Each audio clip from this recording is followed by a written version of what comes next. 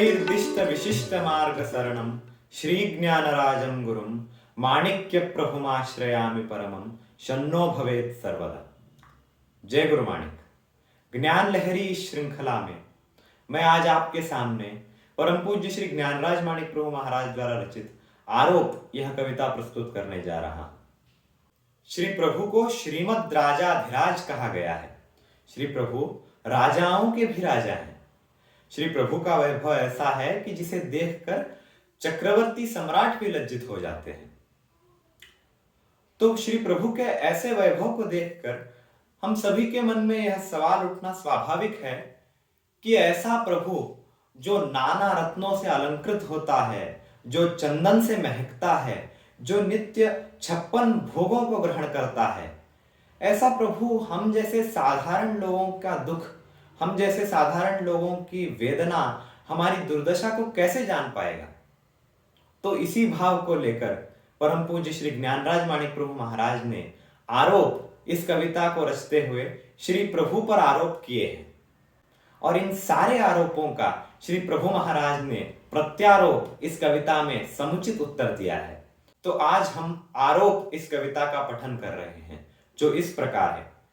जो स्वयं ही मंदिरों में कैद होकर रह गया हो, वह किसी को मुक्ति का वरदान कैसे दे सकेगा। पत्थरों में जो स्वयं का रूप रूपायित करे, वह पत्थरों सा निर्दयी निर्मोह निर्मम ही रहेगा। चेतना जिसकी शिला के भार से जड़ हो चुकी हो, वह किसी का दुख किसी की वेदना कम क्या करेगा। प्राण अपने पत्थरों को दान में जो दे चुका हो, वह किसी निष्प्राण वपु को प्राण कैसे दे सकेगा। हो चुके हो मंद जिसके नयन दीपों की प्रभा से, वह किसी की झोपड़ी का तिमिर कैसे हर सकेगा।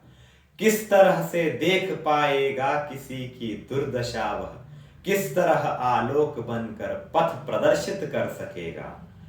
आरती की ज्योति से चुधिया गई हो आंख जिसकी, वह किसी को अश्रुओं से त्राण कैसे दे सकेगा। हो चुके हो घ्राण जिसके बंद चंदन गंध से, वह व्याधि जर्जर देह की दुर्गंध कैसे ले सकेगा। अगर उचंदन धूप से अभ्यस्त जिसकी नासिका हो, वह किसी रोगी हृदय में किस तरह से रह सकेगा। केवड़ा खश औहिना से जो महकता हो सदा, वह स्वेद गंधित देह को सम्मान कैसे दे सकेगा। हो गई हो जीभ जिसकी तृप्त 56 भोग पाकर, वह किसी भूखे उदर की जलन कैसे जान पाए। नियम से नैवेद्य जिसको नित्य अर्पित हो रहा, वह किस तरह से क्षुधा पीड़ित व्यक्ति को पहचान पाए। जीभ जिसकी लड़खड़ाती सोम रस के पान से, उस मद्यपी को देवता इंसान कैसे कह सकेगा। उंगलियां निस्पंद जिसकी हो चुकी हो पुष्प धरकर, वह किसी के शीश पर कर किस तरह से धर सकेगा। स्पर्श की संवेदना से जो सदा ही है अपरिचित, वह किसी को बाहुओं में किस तरह से भर सकेगा। जो स्वयं अस्पृश्यता के बंधनों में हो बंधा, वह बंधनों को तोड़ने का मान कैसे ले सकेगा।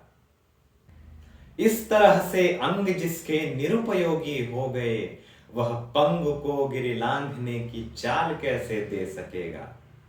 परमात्मा के संबंध में कहा गया है कि मूकम करोति वाचालम पंगुम लंघयते गिरिम। वह परमात्मा मूक को वाचाल बना देता है और पंगु यानी लंगड़े से पर्वत पार करा देता है।